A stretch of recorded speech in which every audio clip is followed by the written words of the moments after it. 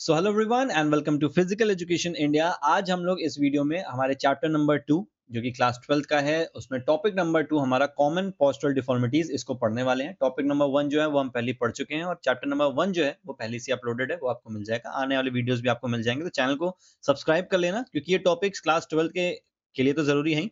Plus अगर आप लोग बाकी भी किसी सब्जेक्ट या फिर एग्जाम की तैयारी कर रहे हो तो ये बेसिक टॉपिक्स आजकल बहुत पूछे जाते हैं, तो उनसे भी आपके सारे कॉन्सेप्ट जो है वो यहाँ पे क्लियर हो जाएंगे। तो कॉमन पोस्चरल डिफॉर्मिटीज के हम लोग यहाँ पे आज पढ़ने वाले हैं, तो फटाफट पढ़ेंगे।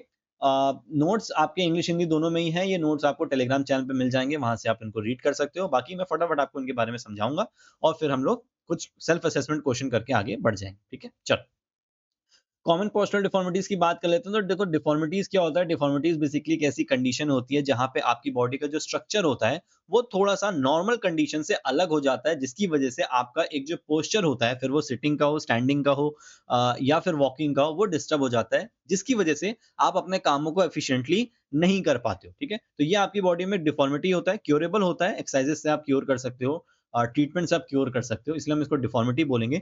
और पोस्चरल क्योंकि आपके पोस्चर पे ये इफेक्ट डालती हैं, तो हम इसको पोस्चरल डिफॉर्मिटीज बोलते हैं। अब बहुत सारे एग्जांपल्स हमको पढ़ने हैं। हमको सबसे पहले हमारे लेग की जो डिफॉर्मिटीज होती हैं, जिसमें सबसे ज्यादा कॉमन नॉक नी, बो लेग और फ्लैट फुट, इनके बारे में पढ़ेंगे। हमारी वर्टिब्रल कॉलम में round shoulders, basically vertebral column में उसको नहीं बोलेंगे, बट वर्टिब्रल कॉलम में हमारा काइफोसिस, लॉर्डोसिस और स्कोलियोसिस, इनको और राउंड शोल्डर्स, इनके बारे में हम यहाँ पे पढ़ने वाले हैं। इनके कॉजेस क्या है, कैसे ये होते हैं और कैसे इनसे हम बच सकते हैं। ठीक है, सबसे पहले बात करते हैं। तो ये देखो, आप बहुत सारे ये पोस्टर्स हैं, आपके कुछ एग्जांपल्स दिए हुए हैं। ठीक है, हम इन सब के बारे में नहीं पढ़ना, जो सबसे ज्यादा मेजर है उनके बारे में पढ़ेंगे। पर आप यहाँ देख सकते हो कि यहाँ पे बोन्स का कैसे कैसे अलग अलग अलाइंड है। किसी के ऐसे पीछे ज्यादा निकली है, किसी की थोड़ी सी है, किसी का पूरा बाहर निकला है, किसी का देखो सीधा है, किसी का ऐसे निकला हुआ है, किसी का ऐसे राइट साइड है, फिर हल्का राइट है, लेफ्ट है, फिर इतना लेफ्ट है। तो ये सारे क्या है, हमारे पोस्चरल डिफॉर्मिटीज होते हैं, जिसकी वजह से हमारी बॉडी का जो पोस्चर है वो खराब हो जाता है या फिर एक नॉर्मल कंडीशन में नहीं रहता, और हम एफिशिएंटली अपने बॉडी का यूज यहाँ पे नहीं कर पाते।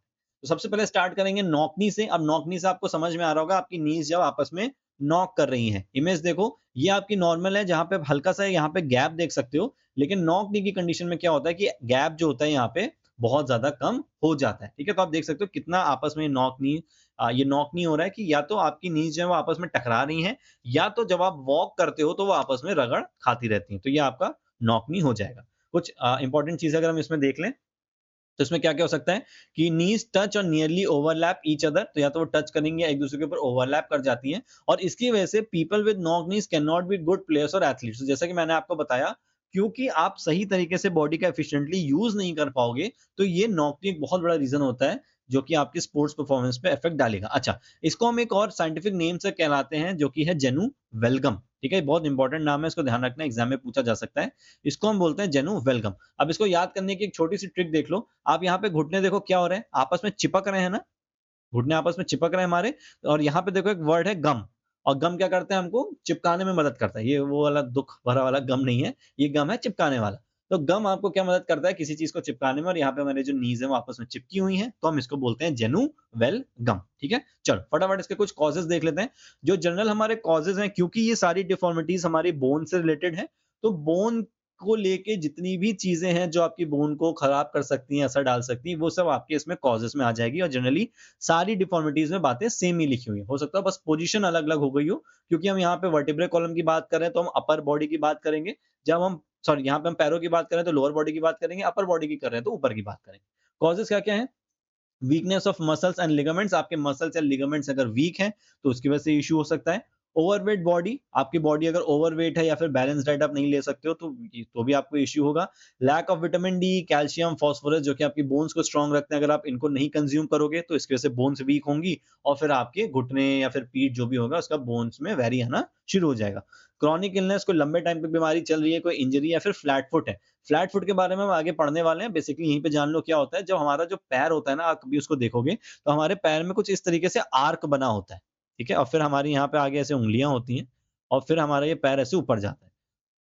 तो यहाँ पे एक आर्क होता है, ये जो आप हिस्सा देख रहे हो ये आर्क बनता है। लेकिन फ्लैट फुट में क्या होता है, ये पूरा सपाट हो जाता है, आपके पैर ऐसे हो जाते हैं और यहाँ पे कोई भी गैप नहीं होता, तो इसको हम बोलते हैं फ्लैट फुट। और इसकी वजह से क्या होता है कि सही से पैर पे बैलेंस नहीं हो पाता, तो इसकी वजह से भी आपको नॉक नीज हो सकती है। ड्यू टू रिकेट्स, रिकेट्स भी आपकी विटामिन डी की डेफिशिएंसी से होता है, जहाँ पे हमारी जो बोन का डेवलपमेंट होता है, बेसिकली बोन हमारी वीक हो जाती है और डेवलप होना बंद हो जाता है।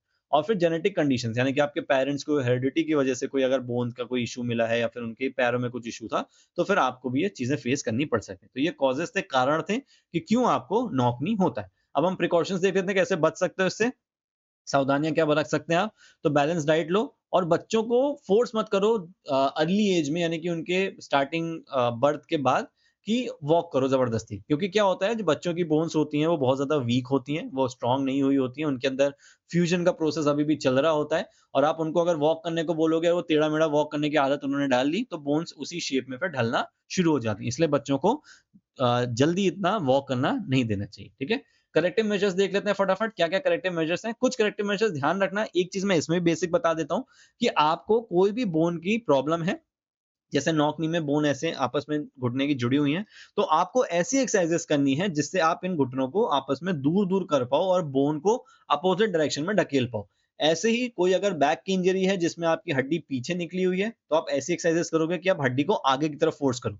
अगर हड्डी आगे निकली है तो ऐसी एक्सरसाइजेस करोगे कि हड्डी को पीछे की तरफ फोर्स करो। तो बस अगर आपको इमेज भी याद है किसी भी डिफॉर्मिटी की, तो आप उससे भी बता सकते हो कि क्या-क्या इसमें हम प्रिवेंटिव मेजर्स यूज़ कर सकते हैं। और इमेज याद रखना आपके लिए बहुत ज़रूरी है, बिकॉज़ आपके पेपर में अब इमेज भी बन के आती है और आपसे सीधे-सीधे पूछ लिया जाएगा कि ये जो इमेज में डिफॉर्मिटी है इसका नाम क्या है, ठीक है? तो ये आप ज़रूर ध्यान रखना। चलो, सबसे पहले हॉर्स राइडिंग की बात करते हैं। जैसे मैंने आपको बताया घुटने हमारे पास-पास हैं, हॉर्स राइडिंग में क्या होगा, हम अपने घुटनों को दूर कर लेंगे। जब हम बैठेंगे तो हमारे पैर दोनों अपोजिट साइड चले जाएँगे, तो घुटने दूर जाएँगे, तो ये भी एक तरीका हो सकता है। Keep pillows between your knees, अपने घुटनों के बीच में पिलो डाल लो, यानी कि तकिया डाल लो। तो इससे भी क्या होगा कि आपका जो घुटने हैं वो आपस में दूर-दूर जाना शुरू हो जाएँगे, ठीक है? फिर पद्मासन या फिर गौमुख आसन आप कर सकते हो। ठीक है, इनके आप इमेजेस देख लेना और नाम ज़रूर इनके याद रख लेना। और फिर यूजिंग वॉकिंग कैलिपर्स क्या होते हैं? ये एक तरीके का आपका एक इंस्ट्रूमेंट होता है, जो कि आपके नीज़ को बाहर की तरफ होल्ड करके रखता है। जैसे कि अगर मैं एक इमेज बनाऊँ, अगर ये पैर सीधा होता या फिर इसको सीधा करने के लिए यहाँ पे एक पूरा इंस्ट्रूमेंट लगेगा, ये आपको यहाँ से होल्ड करेगा, यहाँ पे कोई प्लेट हो सकती थी या रिंग हो सकती थी मेटल की, और ये ऐसे होल्ड करेगा। तो ये क्या करता है, ये दोनों साइड लगा होता है पैर के, और ये पैर को आपके बाहर की तरफ खींचने की कोशिश करता है, ठीक है? तो ये आपका कैलिपर्स कहलाएगा, वॉकिंग कैलिपर्स, ठीक है? चलो, वॉकिंग कैलिपर्स ये भी हो सकते हैं, नॉक नी कैलिपर्स भी बोल सकते हो। कुछ वॉकिंग कैलिपर्स वाले भी होते हैं जिनको हम बैसाखी वगैरह बोलते हैं, तो उनकी मदद से भी आप पैर को सीधे रखने की कोशिश कर सकते हो, ठीक है? चलो, अब हम आ जाते हैं बोलेक्स पे। बोलेक्स जस्ट नॉक नी का उल्टा है। नॉक नी में देखो क्या हो रहा था, घुटने आपस में टकरा रहे थे। बोलेक्स में क्या होगा, देखो डिस्टेंस इतना ज्यादा हो गया। नॉर्मल डिस्टेंस इतना सा था, लेकिन बोलेक्स में आपका डिस्टेंस ज्यादा सा हो जाएगा। और इसका नाम बोलेक्स क्यों पड़ा, क्योंकि देखो अब यहाँ पे एक धनुष का यहाँ पे शेप बन रहा है पैरों में, ठीक है? यहाँ भी बन रहा है, यहाँ भी बन रहा है, एक बाण ऐसे और एक बाण ऐसे, ठीक है? तो इस वजह से इसको हम बोलेक बोलते हैं। इसका जो नाम है, साइंटिफिक नेम है, वो है जेनुवेरम, ठीक है? अब इसको याद कैसे कर सकते हो, घुटने देखो दूर-दूर है और हमें रम से दूर-दूर रहना चाहिए, ठीक है? तो दूर-दूर रम और दूर-दूर घुटने, तो जेनुवेरम हम कहेंगे बोलेक्स को, और नॉकनी को हम कहेंगे जेनुवेलगम, क्योंकि हमारे घुटने गम से चिपक रहे हैं, ठीक है? बाकी इसमें कुछ ऐसा ज़्यादा इंपॉर्टेंट नहीं है, यहाँ पे मैं मार्क कर देता हूँ ताकि आप पढ़ पाओ। Wide gap there is a wide gap between the knees, ठीक है? तो इस चीज़ को आप ध्यान रख सकते हो। चलो, और इससे भी स्पोर्ट्समैन और एथलीट्स को इश्यू होते हैं परफॉर्मेंस में। फिर कॉजेस क्या-क्या हो सकते हैं भाई? तो putting extra weight on leg muscles. अब आप कभी जिम में स्क्वाट करते होगे, तो आप जैसे ही वेट डालते होगे, तो हमारी नीज जो है वो लेटरल साइड, यानी कि बाहर की साइड एक्सटेंड होना शुरू हो जाती है, जिसकी वजह से क्या हो सकता है कि आपकी जो नीज है वो बाहर की तरफ बोन जाना शुरू हो जाएंगी। तो पहले तो ये है पुटिंग एक्स्ट्रा वेट, इनसे बचो। फिर बैलेंस डाइट, देखो सेम चीज आ गई, डेफिशिएंसी ऑफ कैल्शियम फास्फोरस, क्योंकि बोन की बात है तो सेम चीज है। इम्प्रॉपर वे ऑफ वॉकिंग, सही से वॉक नहीं करोगे तो इश्यू है। बच्चों को फोर्स नहीं करना, सेम इश्यू। ओवरवेट हो, विटामिन डी की कमी है, सेम बात है। फ्रैक्चर्स अगर आपको और वो हील नहीं हो पा रहा, तो उसकी वजह से भी हो सकता है कि आप भाई अपना बॉडी को एडजस्ट कर लो कि मेरे पैर में दर्द हो रहा है या चोट है, तो मैं ऐसे चल लेता हूँ तो ठीक रहेगा, तो इसकी वजह से इशू हो सकता है। या फिर एबनॉर्मल बोन डेवलपमेंट, आपका बोन का डेवलपमेंट ही एबनॉर्मल हुआ है, तो फिर ये भी आपको प्रॉब्लम हो सकती है, ठीक है? प्रिकॉशंस सेम है, बैलेंस डाइट लो और बच्चों को फोर्स मत करो, तो ये चीजें ठीक रहेंगी। करेक्टिव मेजर्स इसके क्या-क्या हो सकते हैं, देखो सेम चीज है। अब देखो अपोजिट डायरेक्शन में इसमें करेंगे। Walking by bending the toes inward, आपके जो टोज हैं उसको अंदर की तरफ रख के वॉक करना है। कैसे करना है भाई? अब आपको पता है कि आपके घुटने जो है वो बाहर-बाहर हैं, और अगर आप ऐसे वॉक करोगे कि आपके पैर ऐसे अंदर की तरफ मुड़ जाएँ, ठीक है? अगर आप ऐसे चलोगे, अंदर की तरफ पैरों को करके इस डायरेक्शन में, और सीधे चल रहे हो आप इस डायरेक्शन में, तो क्या होगा, आपके घुटने अंदर की तरफ आ जाएंगे इससे। तो ये भी आपका एक तरीके का ट्रीटमेंट हो सकता है। Squat by tying a piece, आप जब स्क्वाट्स कर रहे हो तो अपने पैरों में कोई कपड़ा बांध सकते हो या फिर रेजिस्टेंस बैंड बांध सकते हो, जिसकी वजह से आपकी जो नीज है वो ऐसे बाहर की तरफ नहीं जाएंगे बल्कि अंदर की तरफ फोर्स होंगे। और फिर आप ये कुछ आसन कर सकते हो जिसकी वजह से ये चीज आपको क्योर हो सकती है। ठीक है, चलो। तो आई होप आपको ये दोनों समझ में आ गया होगा। एक पैर की डिफॉर्मिटी और है, वो भी हम देख लेते हैं, वो है फ्लैट फुट। इसको हम लोग साइंटिफिक भाषा में पेस प्लेनस बोलते हैं। ठीक है, तो नॉकनी को जेनु वेलकम, गम से याद रखना नॉकनीस। जेनुवेरम हम बोल लेते हैं बोलेक्स को। ठीक है, रम दूर भागते हैं तो घुटने भी दूर दूर भाग रहे हैं, और फ्लैट फुट को हम बोलते हैं पेस प्लेनस। ठीक है, अब इसमें देखो, मैंने आपको पहले ही बताया था, इसमें देखो, इससे इमेज से आप समझ जाओगे। नॉर्मल फुट में कुछ इस तरीके का आर्क होता है। ठीक है, ये आप आर्क देख सकते हैं जो बना हुआ है नीचे से ग्राउंड से ऊपर उठा हुआ है इतना हिस्सा। ठीक है, लेकिन फ्लैट फुट में देखो यहाँ पे कोई भी आर्क नहीं है, यानी कि कोई हिस्सा यहाँ पे नहीं बना हुआ है। तो ये आपका फ्लैट फुट कहलाता है। कभी आप अपना पैर रख के देखना, पैर को गीला करके या पैर को गंदा करके जमीन पे रखना है कलर लगा के, तो आपका पैर का शेप ऐसा बन के आएगा। ये हिस्सा आपका नहीं आएगा क्योंकि ये आर्क की वजह से उठा रहता है। लेकिन अगर आपका पैर ऐसे पूरा बन गया तो फिर इसका मतलब है कि आपको फ्लैट फुट का इश्यू है और आपके पैरों में पेन होना बहुत नॉर्मल है। ठीक है, चलो। अब इसके कॉजेज़ देख लेते हैं क्यों होता है भाई। तो सबसे पहला heaviness of the body, body अगर आपकी बहुत भारी है तो ये हो सकता है। स्टैंडिंग अगर आप बहुत लंबे टाइम तक खड़े हो तो ये इश्यू आपको हो सकता है। पुअर क्वालिटी फुटवियर, अगर आप सस्ते फुटवियर या फिर अच्छे क्वालिटी के फुटवियर नहीं पहनते हो, सस्ते तो नहीं बट अगर अच्छे क्वालिटी के नहीं पहनते हो तो फिर ये इश्यू आपको होगा। फॉल्टी पोस्चर, आपका पोस्चर ही खराब है, आप खड़े ही टेढ़े-मेढ़े होते हो तो उसकी वजह से हो सकता है। मसल्स आपकी वीक है और आपके पैर पे जो भार है उसको नहीं संभाल सकती, तो उसकी वजह से आपकी मसल्स और बोन ऐसे एक्सटेंड हो सकता है। Carrying heavy weight for longer period, लंबे टाइम तक भारी वजन उठाओगे तो इश्यू हो सकता है। और लेग लेंथ अगर आपकी इनइक्वल है, यानी कि पैर आपके अलग से, यानी कि आपका साइज जो है पैर का वो ऊपर नीचे है, तो उस चीज को भी बैलेंस करने के लिए आप क्या करोगे कि आप अपने पैरों को एडजस्ट करोगे, जिसकी वजह से आपका ये इशू हो सकता है। ठीक है, प्रिकॉशंस क्या है, कैसे बच सकते हो। प्रॉपर शूज पहनो शेप साइज के, और हाई हील शूज या फिर वॉकिंग बेयरफुट अवॉइड करो लंबे टाइम तक। बच्चों को वॉक नहीं करने देना है और भारी वेट लंबे टाइम तक बच्चों को नहीं उठाने देना है, तो उसकी वजह से आप इससे बच सकते हैं। ठीक है, करेक्टिव मेजर्स देख लेते हैं फटाफट क्या क्या हो सकते हैं। Walking on toes and heels, तो आप जब वॉक करो तो अपने टोज पे करो। ठीक है, कुछ इस तरीके से आपको पैर ऐसे नीचे रख के चलो। ये थोड़ा सा, आई होप समझ गए हो गया आप। ठीक है, ये ऐसे नीचे रखो और ये पैर आपका ऊपर है। ठीक है, या फिर हील पे चलो इस तरीके से, ये ठीक है, ये पैर आपका नीचे और ये ऊपर की तरफ ऐसे चलोगे तो उसमें हो सकता है। पिकअप मार्बल विद टोज, आपकी जो पैरों की उंगलियां हैं उनसे छोटे छोटे कंकड़ उठाने की कोशिश करो, तो उससे आपका मसल्स का मूवमेंट होगा। वज्रासन परफॉर्म करो। स्टेयर केस यानी कि सीढ़ियों पे चलो जो कि लकड़ियों की होंगी। रोप स्किपिंग परफॉर्म करो, तो इससे भी आपको मदद मिल सकती है। बॉल को अपने पैर के नीचे रोल करो, कोई सॉफ्ट सी बॉल ले लो और उसे अपने पैर के नीचे रोल करो, तो वो भी आपके आर्क को बनाने में मदद करेगी और अपने मसल्स को स्ट्रांग रखने की कोशिश करो, तो उससे भी आपका ये जो इशू है वो सॉल्व हो सकता है। ठीक है, तो इस तरीके से आपकी जो लेग की जो इश्यूज हैं वो आप यहाँ पे सॉल्व कर सकते हो। आपकी जो लोअर बॉडी की जो डिफॉर्मिटीज हैं, ये आपकी मेनली 3 थी, इनके बारे में हमने पढ़ लिया। फटाफट हम आ जाते हैं अपर बॉडी पे। तो ये है राउंड शोल्डर्स। अब जैसे कि आपको इसके नाम से समझ में आ रहा होगा कि आपके जो कंधे हैं वो राउंड है। ये देखो नॉर्मल है। ठीक है, ये आपकी एक नॉर्मल इमेज है और ये आपका है राउंड शोल्डर्स। मैं आरएस लिख देता हूँ, समझ जाने से। राउंड शोल्डर्स आप देख सकते हो कैसे आपके कंधे जो है वो आगे की तरफ ऐसे झुके हुए हैं। ठीक है, तो ये चीज तो आपको देख के समझ में आ रही है, नाम से भी, इमेज से इसको पहचान लेना। कॉजेस क्या क्या हो सकता है भाई। Poor posture at work, particularly ना डेस्क जॉब, अगर मैं इस टेबल पे बैठा हूँ दिन भर और ऐसे करके बैठूं तो क्या होगा, मेरे कंधे भी ऐसे झुके रह जाएंगे और फिर मुझको धीरे धीरे डिफॉर्मिटी डेवलप होने लगेगी। इसलिए आपने देखा होगा कि पेरेंट्स या फिर आपके टीचर्स या फिर कोचेस आपको बार बार बोलते होंगे कि सीधे चलो, बॉडी को, शरीर को सीधा रखो, गर्दन सीधी रखो, ताकि वो चाहते हैं कि आपका पोस्चर जो है वो सही तरीके से बना रहे। Sitting on faulty in proper furniture, seat wheat टूटी हुई है तो टेढ़े मेढ़े ऐसे करके बैठे हुए हो तो फिर ये दिक्कत हो सकती है। Wrong habit of standing, walking या सिटिंग, तो इससे ये इशू हो सकता है। ठीक है, carrying heavy loads on shoulder, कंधों पे भारी भार रख के चले जा रहे हो तो इससे हो सकता है। बहुत टाइट कपड़े पहने हैं, ब्रीथेबल कपड़े नहीं है, आप मूवमेंट नहीं कर पा रहे हो, ये ऐसे टाइट हो गया तो भी हो जाएगा। लैक ऑफ प्रॉपर एक्सरसाइज, सही तरीके से शोल्डर्स की या अपर बॉडी की एक्सरसाइज नहीं करोगे तो ये इशू भी आपको हो सकता है। ठीक है, उनके बारे में सोचो जो मेट्रोज में ट्रैवल करते होंगे बहुत ज्यादा, कभी ऐसे खड़े हुए हैं, कभी ऐसे खड़े हैं, कभी जमीन पे बैठे हुए हैं, तो उनको पोस्चर्स की प्रॉब्लम बहुत ज्यादा होती है। ठीक है, प्रिकॉशंस क्या है, सावधानियां आप क्या रख सकते हैं। डू नॉट सिट, स्टैंड और वॉक इन बेंड पोजीशन, तो झुकी हुई पोजीशन में ये तीनों चीजें नहीं करनी, चलना फिरना, खड़े होना, बैठना नहीं करना है। टाइट कपड़ों से बचना है और इम्प्रॉपर फर्नीचर पे भी आपको यहाँ पे नहीं बैठना है। ठीक है, चलो। हिंदी वाले जो है हिंदी में पढ़ सकते हो, नहीं तो डाउनलोड कर लेना, टेलीग्राम से नोट्स आपको मिल जाएंगे।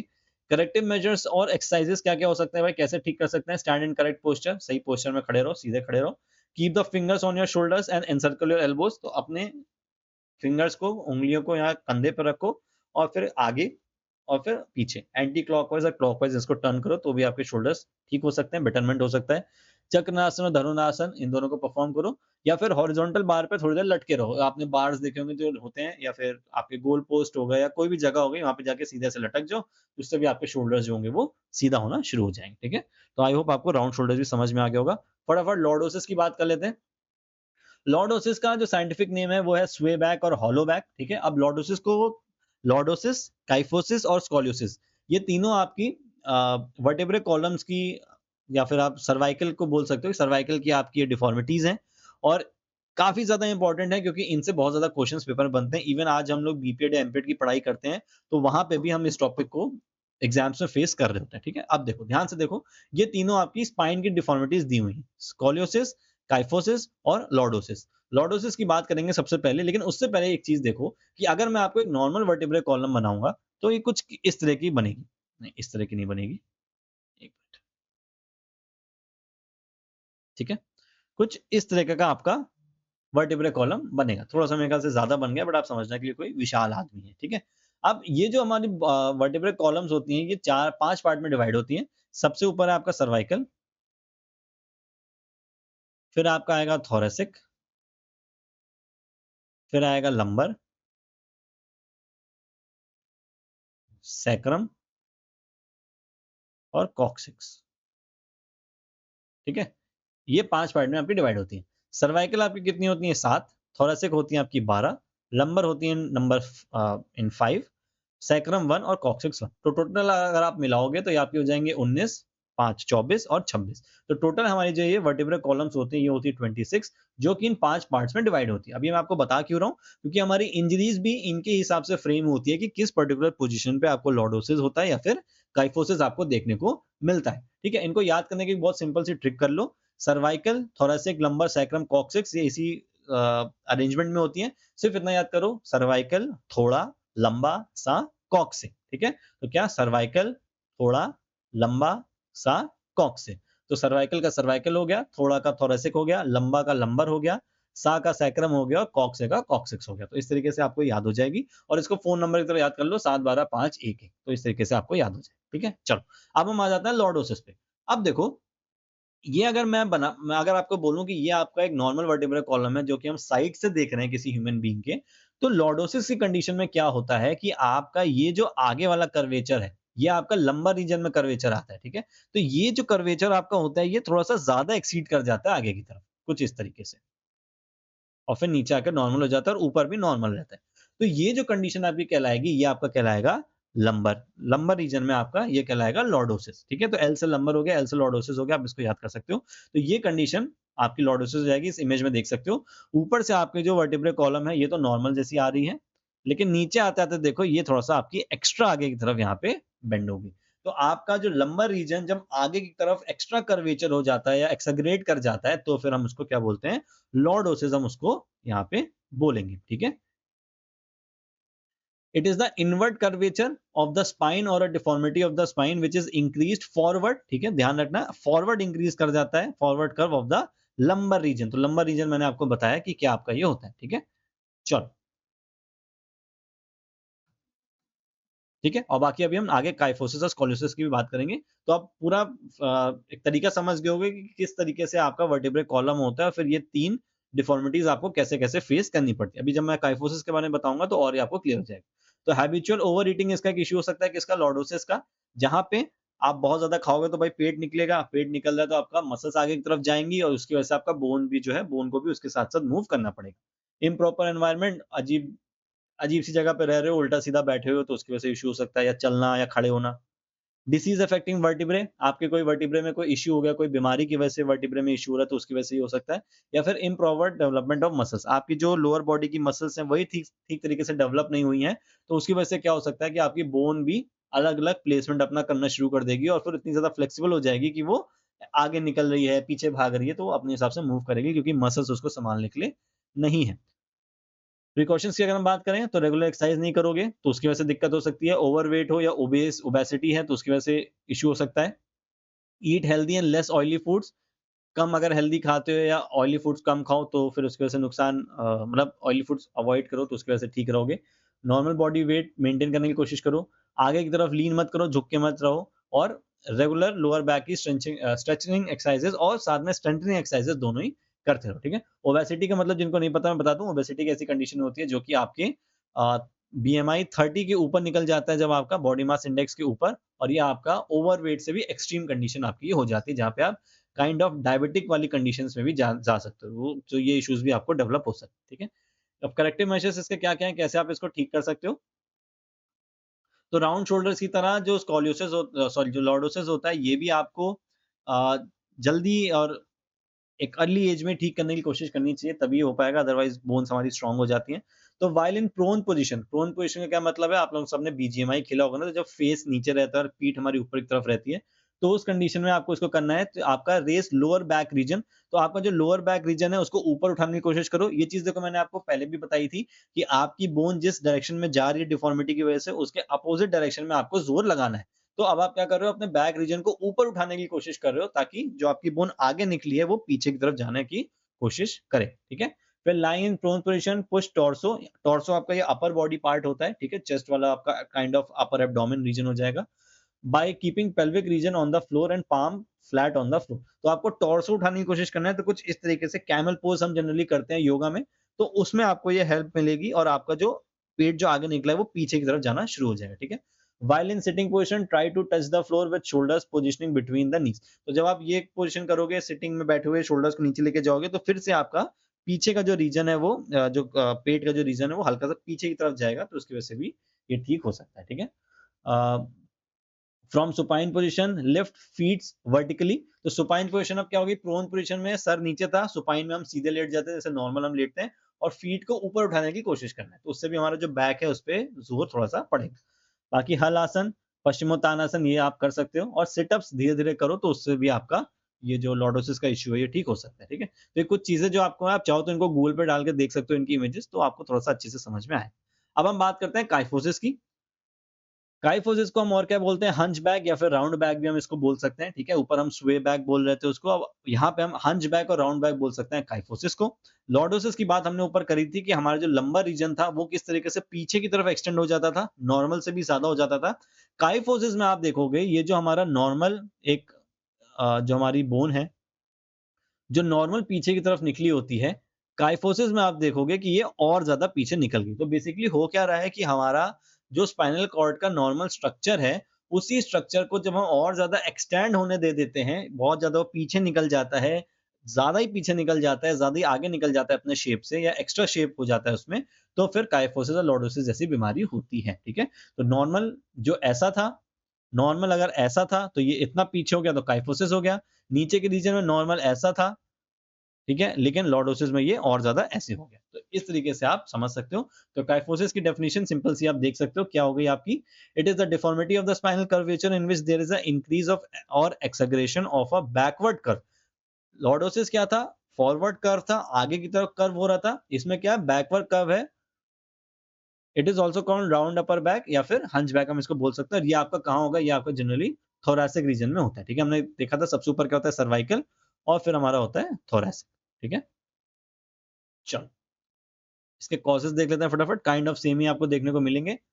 माल न्यूट्रिशन एंड बीमारी अगर होगी, ठीक है, सही से न्यूट्रिशन नहीं जा रहा बॉडी में तो उसकी वजह से इश्यू है, या बहुत ज़्यादा न्यूट्रिशन जा रहा है। Carrying heavy load on shoulders, बहुत ज़्यादा हेवी सामान आप शोल्डर्स पे उठा रहे हो, उसकी वजह से इश्यू हो सकता है। Habit of bending while walking, आप झुक के चल रहे हो तो उसकी वजह से इश्यू होगा। मसल आपकी वीक है अपर बैक में। Compression of the has of bone strength, has word मेरे ख्याल से शायद गलत लिखा हुआ है यहाँ पे, लेकिन हम इसको हिंदी में देख लेते हैं, या हो सकता है कोई टर्म होता हो जो मुझे आइडिया नहीं है जिसका। हड्डियों की ताकत पर दबाव, तो मे बी हड्डियों की ताकत पर दबाव, तो मे बी अगर पुशिंग की बात हो रही है कि हड्डियों को बहुत ज़्यादा अगर आप पुश करोगे या दबाव दोगे, बहुत ज़्यादा प्रेशर दोगे तो उसकी वजह से हो सकता है, कंप्रेशन दोगे तो उसकी वजह से भी हो सकता है। आप, आई होप आप टर्म समझ गए होंगे। और फिर इंजरी टू द स्पाइन, अगर आपके स्पाइन में कोई इंजरी है जिसकी वजह से आप ऐसे झुक के चल रहे हो अपने कंफर्ट के लिए, तो फिर भी आपको काइफोसिस जैसा जो इश्यू है वो आपको हो सकता है, ठीक है? प्रिकॉशंस क्या है? बैलेंस डाइट लो, सही से खाना पीना करो, keep the body straight, body को सीधा रखो जब आप वेट कैरी कर रहे हो या नॉर्मल चल रहे हो तो भी। अवॉइड वॉकिंग टू लॉन्ग, बहुत लंबे टाइम तक चलना से बचो जब आपके हाथ में वेट हो। लर्न अप्रोप्रिएट पोस्चर, सही पोस्चर सीखो कि किस तरीके से आपको बैठना, चलना या खड़े होना है। और प्रॉपर एडिकेट एक्सरसाइज, सही मात्रा में एक्सरसाइज आपकी होनी चाहिए। करेक्टिव मेजर्स इसके भी देख लेते हैं। लाइंग इन प्रोन पोजीशन, फिर से फेस डाउन करके आपको लेट जाना है। Draw knees upwards while feet are flat on the ground and raise arm upwards. अब इसमें क्या करना है, आपको सुपरमैन बन जाना है, ठीक है। आपको अपने लेट जाना है, अपनी नीज को ऊपर उठाने की कोशिश करना है, ठीक है। फीट को कोशिश करना है वो फ्लैट रहे, यानी कि आप अपने पैरों को, नीज को ऊपर उठाओगे और आपके जो आर्म्स है उनको भी ऊपर उठाने की कोशिश करोगे। तो बेसिकली आपको ऐसे पोस्चर में आ जाना है जहां पे आपका अपर बैक जो है वो आप आगे की तरफ उसको फोर्स कर पाओ, ठीक है। Lying in prone position, raise your head and trunk. आप प्रोन पोजीशन में हो तो अपने हेड को, ट्रंक को उठाने की कोशिश करो, तो आप इस तरीके से आपका चेस्ट बाहर आ जाएगा और फिर से वही सेम चीज होगी कि काइफोसिस में जो आपकी बोन पीछे गई है वो आगे की तरफ पुश होना शुरू हो जाएगी। Sitting on a chair, hold hands from behind the neck of the head. आप पीछे ऐसे चेयर पे बैठो, अपने हाथों को ऐसे पीछे ले जाओ, इससे क्या होगा, आपका चेस्ट ऐसे आगे निकलेगा और फिर से आपकी बोन आगे की तरफ पुश हो, ठीक है। तो आप समझ पा रहे होगे किस तरीके से अपोजिट डायरेक्शन में हम काम कर रहे हैं। होल्ड हेड बैकवर्ड्स इन स्टैंडिंग पोजीशन, अपने सर को ऐसे पीछे कर लो जब खड़े हो, तो भी चेस्ट आगे निकलेगा। Hold arms at shoulder level and bend elbows, shoulder level पे हाथ को ऐसे उठाओ और एल्बोज को ऐसे बेंड कर लो, तो भी आपका जो चेस्ट है वो आगे की तरफ निकलेगा। बेसिकली हम अपने चेस्ट को आगे लाने की कोशिश यहाँ पे कर रहे हैं। चक्रासन, धनुरासन और भुजंगासन, ये तीन आप यहाँ पे परफॉर्म कर सकते हो, ठीक है। आई होप आपको काइफोसिस भी क्लियर होगा। लास्ट बात करते हैं हम स्कोलियोसिस की। इमेज देख के पहले इसको समझो। स्कोलियोसिस देखो क्या है। अच्छा, एक चीज मैं आपको और बता देता हूँ, ऊपर देख लेते हैं इमेज में। देखो, यहाँ पे क्या हो रहा था कि काइफोसिस और लॉर्डोसिस अगर आप देखोगे तो काइफोसिस और लॉर्डोसिस को ऑब्जर्व करने के लिए आपको लेटरल व्यू लेना पड़ेगा, यानी कि आपको किसी का एक्सरे अगर आप करोगे तो आपको साइड व्यू से देखना पड़ेगा, तब आपको पता चलेगा कि वो बोन आगे या पीछे निकली है कि नहीं। क्योंकि जब आप इसको पीछे से देखोगे ना, पीछे से एक्सरे करोगे, तो ये हमेशा सीधी ही दिखेगी, ठीक है। फिर इसमें कितना भी लॉर्डोसिस हो, कितना भी काइफोसिस हो, ये हमेशा सीधी दिखेगी, क्योंकि इसमें जो मोड़ है वो आगे, सॉरी वो आगे पीछे। लेकिन स्कोलियोसिस में क्या होता है, स्कोलियोसिस में आपको बैक व्यू लेना पड़ता है, यानी कि एंटीरियर या फिर पोस्टीरियर व्यू से आपको एक्सरे करना पड़ेगा, तभी आपको स्कोलियोसिस समझ में आएगा।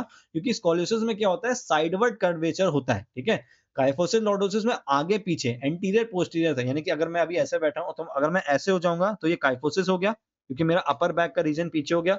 अगर मैं ऐसे हो जाऊं तो लॉर्डोसिस हो गया, तो ये आगे पीछे हो रही है बोन। लेकिन स्कोलियोसिस में क्या है, लेफ्ट या राइट बोन एक्स्ट्रा निकलती है, यानी कि अगर मैं ऐसे हूं तब आप कह सकते हो कि मुझे स्कोलियोसिस है, मेरी बोन ही ऐसे पूरी टेढ़ी है। तो इस चीज को ऑब्जर्व करने के लिए आपको पीछे से करना पड़ेगा, क्योंकि स्कोलियोसिस साइड से ऐसे हमेशा सीधा ही दिखेगा, ठीक है। क्योंकि ये जो बोन है ये ऐसे आपकी लेफ्ट या फिर ऐसे राइट साइड में गई हुई है, ठीक है। तो ये चीज समझना। अब हम बात करते हैं स्कोलियोसिस, तो आप समझ गए क्या है, आपका ये होता है साइडवर्ड कर्वेचर।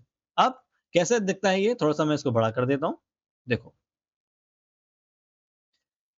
एक हेल्दी में क्या है, देखो आप अगर पीछे से देखोगे स्कोलियोसिस को तो हेल्दी वाला ऐसे नॉर्मल दिखेगा, ठीक है।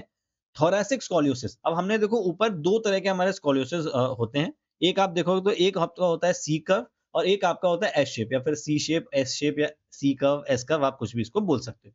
साइडवर्ड कर्वेचर दो तरह के हैं, सी या एस में।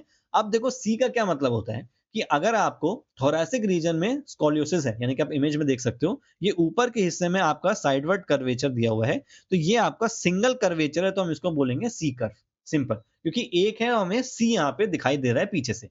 अगर यही चीज लंबर स्कोलियोसिस में है, ठीक है, यानी कि ये ऊपर का पार्ट तो सब सही है, सर्वाइकल थोरेसिक ठीक है, लेकिन लंबर आके हल्का सा साइडवर्ड है, लेफ्ट या राइट है, तो यहाँ पे भी एक सी बनेगा। या तो ऐसे बन सकता था या तो ऐसे बन सकता था, लेकिन सिर्फ एक सिंगल सी बनेगा। अगर हमको दोनों ही रीजन में है, थोरेसिक में भी और लंबर में भी है, बहुत लंबा कर्व हमारा है, थोरैसो लंबर स्कोलियोसिस जिसको हम बोलेंगे, तो भी आप देखो यहाँ पे ये सी ही बन रहा है, तो ये भी हमारा सी शेप या फिर सी कर्व स्कोलियोसिस होगा। लेकिन कंबाइंड स्कोलियोसिस में देखो क्या है कि आपका ऊपर भी एक सी बना हुआ है और नीचे भी एक सी बना हुआ है, यानी कि थोरैसिक और लंबर दोनों में स्कोलियोसिस तो है, लेकिन अपोजिट डायरेक्शन में है। और इसको अगर आप इन शेप्स को अगर ऐसे जोड़ दोगे तो ये क्या बनेगा, ये आपका कुछ एस जैसा बन जाएगा, तो ये आपका एस कर्व कहलाएगा, ठीक है। आई होप सी और एस में आपको मतलब समझ में आ गया होगा। स्कोलियोसिस में अगर सिर्फ एक सिंगल कर्व है तो वो सी हो गया, अगर डबल कर्व है अपोजिट डायरेक्शन में तो फिर वो आपका एस कर्व कहलाएगा, ठीक है। चलो, आई होप ये चीज आपको क्लियर होगी। बाकी इमेज सब समझ जा रहोगे। इमेज जरूर ध्यान रखना, क्योंकि आपको पेपर में इमेज बन के आ सकती है और आपसे पूछा जा सकता है कि ये कौन सी डिफॉर्मिटी है, ध्यान रखना। अब क्या क्या रीजन हो सकता है, सबसे पहले बर्थ डिफेक्ट हो सकता है भाई, कि अगर आपको हेरिडिटी इशू हो सकता है, या फिर अगर आपके पेरेंट्स को कोई बोन की इशू थी और तो वो आपको भी यहाँ पे हो सकती है, ठीक है। मैं इसको छोटा कर देता हूँ, दिख रहा हूँ, ठीक है। तो ये भी आपको हो सकता है। Short leg on one side, एक पैर आपका छोटा है तो आप ऐसे झुक के चलोगे, एक पैर छोटा है, एक पैर लंबा है, तो आप बैलेंस करने के लिए बैलेंस तो कर नहीं पाओगे, तो आप ऐसे झुक के चलोगे, तो उसकी वजह से हो सकता है। एक साइड फ्लैट फुट है और एक साइड कर्व है, तो उसकी वजह से भी आपकी बॉडी इम्बैलेंस हो सकती है। Carrying heavy loads on shoulder, एक शोल्डर पे से भारी वेट उठा लिया, मतलब कि बेसिकली कोई भी ऐसी कंडीशन जहाँ पे आप अपनी बॉडी को ऐसे टेढ़ा-मेढ़ा करके चल रहे हो या फिर बैठ रहे हो या खड़े हो रहे हो, तो फिर आपको ये इश्यू हो सकता है, ठीक है? Wrong paralysis of spinal nerves, आपकी जो स्पाइनल मसल्स हैं, नॉट नर्व्स, जो आपकी मसल्स हैं, भाई आप एक ही तरफ का यूज़ कर रहे हो मसल्स, दूसरी साइड का मसल्स यूज़ ही नहीं कर रहे हो, तो उसकी वजह से भी आपको इश्यू हो सकता है। सही से पोस्चर आपका स्टैंडिंग पोस्चर अच्छा नहीं है, झुक के खड़े हो रहे हो साइडवार्ड्स, या फिर न्यूरोलॉजिकल एब्नॉर्मलिटीज़ हैं, यानी कि आपकी नर्व्स में भी अगर कोई इश्यू है, तो भी आपको ये प्रॉब्लम हो सकती है, ठीक है? ब्लड सप्लाई अगर आपकी ठीक नहीं है तो। तो बैलेंस डाइट लो, प्रोटीन वगैरह खाओ, विटामिन डी खाओ, फास्फोरस खाओ, बोन स्ट्रांग रहेंगी। Keep the body straight, body को सीधा रखो। Avoid walking too long, carrying weight on in one hand, तो ये काइंड ऑफ सेम ही हो गया, ऊपर भी हमने बात करी थी कुछ ऐसे ही प्रिकॉशंस की। और डोंट वॉक, सिट और स्टैंड इन बेंट पोजीशन, तो झुके हुए आपको नहीं रहना। काइफोसिस के केस में बेंट की बात करोगे, अगर ऐसे हो तो काइफोसिस हो जाएगा, अगर ऐसी आदत बना ली, ऐसी आदत बना ली तो लॉर्डोसिस हो जाएगा, और ऐसी-ऐसी आदत बना ली तो स्कोलियोसिस आपको हो जाएगा, ठीक है? करेक्टिव मेजर्स देख लेते हैं। सबसे पहले प्राणायाम करो आप अच्छे पोस्चर्स में, ठीक है? टेक्निक आपकी अच्छी होनी चाहिए, प्राणायाम करो तो ये ठीक हो जाएगा। Lie down in prone position, prone position में आप लेट जाओ, चेस्ट को नीचे रखो, और राइट आर्म शोल्डर भी, राइट आर्म हैंड, तो देखो बेसिकली क्या हो रहा है यहाँ पे, आपको यहाँ पे साइडवर्ड स्टन कराया जाएगा। अगर हम lie down in prone position की भी बात ना करें, तो इसका सिंपल क्या हो सकता है कि आप सीधे खड़े हो जाओ, ठीक है? आपको जैसे अगर मेरी बॉडी ऐसे है, मुझे स्कोलियोसिस है कि मेरी बॉडी जो बोन है वो मेरे लेफ्ट साइड निकली हुई है, तो मैं लेफ्ट साइड से इसको राइट साइड लाने की कोशिश करूंगा, तो मैं अपनी कमर पे हाथ रख के अपने हाथ को, बॉडी को ऐसे बेंड कर सकता हूँ। तो क्या होगा, मेरे जो बोन है वो राइट साइड शिफ्ट होना शुरू हो जाएंगे। तो ऐसी जितनी भी एक्सरसाइजेज हो जाएंगी वो सब आपका इसमें आ जाएंगे, ठीक है? फिर एक देख लेते हैं, standing in straight position, touch the finger tips of the left hand to the left shoulder and bend the upper body to the right. तो सिंपल, अगर मेरे इधर है तो मैं ऐसे रख के ऐसे कर लेता हूँ, ठीक है? तो वही चीज यहाँ पे बोल रहा है आपको, बेंडिंग की एक्सरसाइजेज बेसिकली बोले, ठीक है?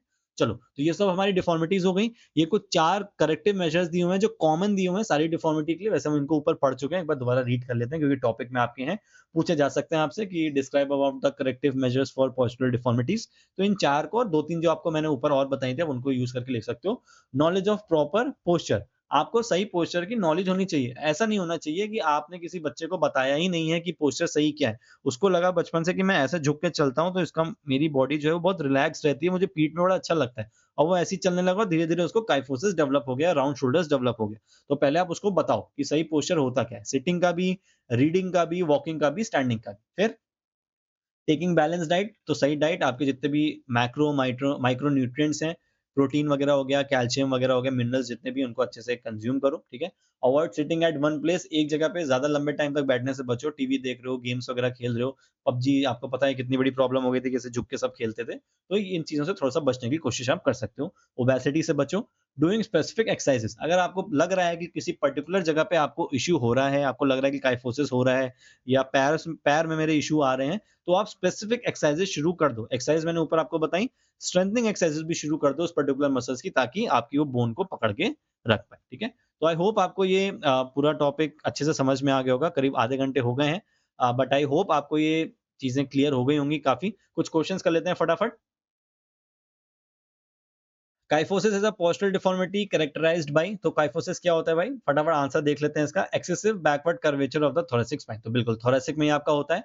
Forward curvature of lower spine, ये आपका लॉर्डोसिस हो गया। साइडवर्ड कर्वेचर आपका स्कोलियोसिस हो गया। और आउटवर्ड बेंडिंग आपका बोलेग हो गया, है ना? ये बोलेग हो गया, ये स्कोलियोसिस हो गया, और ये आपका लॉर्डोसिस हो गया। तो ये तो आंसर्स नहीं होते, थोरेसिक आपका आंसर हो जाता है। स्कोलियोसिस में क्या इन्वॉल्व होता है भाई? तो curving of the spine sideways, तो बिल्कुल पहले ही आंसर आपको मिल गया। बाकी पढ़ एक बार रीड कर लो, ऐसा नहीं कि हो सकता है कुछ और अच्छा आंसर लिखा हो। Invert curve of the lumbar spine, तो इनवर्ट कर्व नहीं होता, फ्लैटनिंग नहीं होती, रोटेशन ऑफ हिप जॉइंट्स नहीं, तो ये तीन नहीं, ये आपका सही आंसर यहाँ पे हो जाएगा। Which postural deformity is known as hunchback, तो मैंने आपको ऊपर सबके नाम बताए, round back, sway back, hunchback. ऊपर जाओ, अच्छे से देखो, और फिर नीचे कमेंट में आंसर करना दोनों क्वेश्चंस का, थर्ड का भी फोर्थ का भी। Bow legs refer to a condition in which, options भी नहीं पढ़ रहा हूं मैं, यहाँ पे बोलक मैंने अभी आपको बताया, ये लिखा हुआ है, तो फटाफट आंसर देखो जो सही आंसर है इस क्वेश्चन में, और फिर आप इसको आंसर करो, ठीक है? तो आई होप आपको क्लियर होगा ये पूरा टॉपिक। जल्दी आपको नए टॉपिक्स भी मिलेंगे, नए चैप्टर्स भी मिलेंगे। चैनल को सब्सक्राइब कर लेना, और आपके लिए ऐसी कंटेंट जो है वो यहाँ पे बहुत सारे आते रहेंगे। थैंक यू सो मच, अपना ध्यान रखो।